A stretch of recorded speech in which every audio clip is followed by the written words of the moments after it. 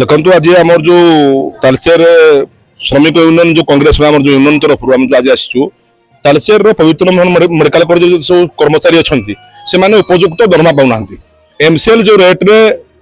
दरमा दूसरी जो हाजिर जहाँ भी एमसीएल रेट अच्छी से तार अधा रेट पाऊना जो मुख्य जो खरा समय समय कम करेंगे समय कम करें विभिन्न जो ड्रेस कोड विभिन्न समस्या कार जो हेल्थ कार्ड विभिन्न प्रकार आज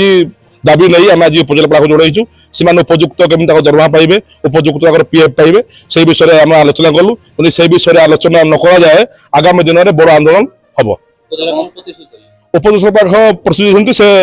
निश्चित भाव से डाक एक आलोचना करने निष्पत्ति नहीं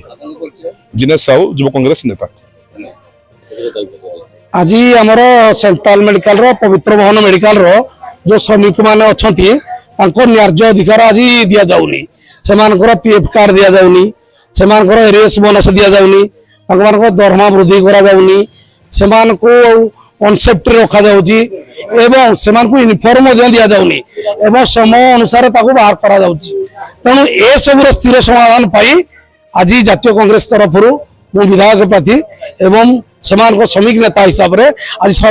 आज सब कलेक्टर 10 दफा दाबी दे आज आसीचु तेणु ये दाबी प्रति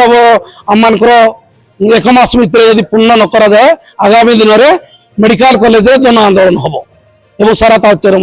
जन आंदोलन परिलक्षित हम। धन्यवाद।